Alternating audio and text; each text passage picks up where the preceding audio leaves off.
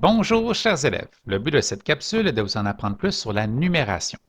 Tout d'abord, vous devez savoir qu'un système de numération est un ensemble de règles et de symboles qui permettent d'écrire tous les noms.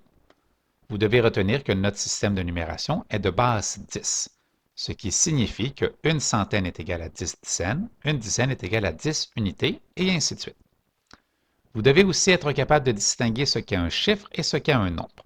Tout d'abord, un chiffre est un symbole servant à écrire des nombres. Les chiffres existants sont donc 0, 1, 2, 3, 4, 5, 6, 7, 8 et 9.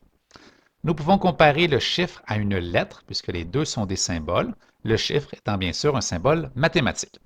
Alors, par exemple, j'utilise les chiffres 2 et 5 pour écrire le nombre 25.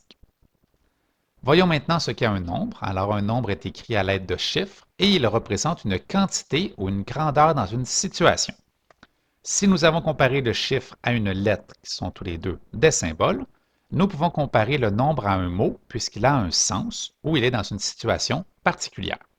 Alors, par exemple, il y a 25 élèves dans la classe. 25 est un nombre puisqu'il décrit le nombre d'élèves. Je mange 3 repas par jour. 3 est dans cet exemple un nombre puisqu'il représente la quantité de repas mangés dans une situation donnée. Voyons maintenant le tableau de numération. Alors, le tableau de numération va servir à trouver la valeur de chacun des chiffres dans un nom. Si nous commençons par la plus petite position, nous avons les unités, les dizaines, les centaines, les unités de mille, les dizaines de mille et les centaines de mille. Nous avons un système de base 10 et nous voyons pourquoi dans le tableau de numération, puisqu'à chaque fois que nous changeons vers la gauche d'une position, nous allons effectuer une multiplication par 10. Alors, c'est pourquoi nous avons 10 unités dans une dizaine.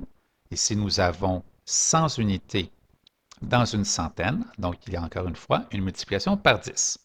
Le tableau de numération peut nous servir à résoudre des problèmes comme celui-ci. Quelle est la valeur de chacun des chiffres dans le nombre 389 172? Alors, nous pouvons placer ce nombre dans notre tableau de numération et ensuite, pour trouver la valeur, nous avons simplement à multiplier le chiffre et la position où il se trouve. Alors, nous avons par exemple 3 centaines de mille, donc 3 fois 100 000, ce qui nous donne 300 000.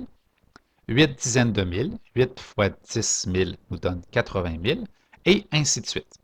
Vous en savez maintenant plus sur la numération et notre système de base 10.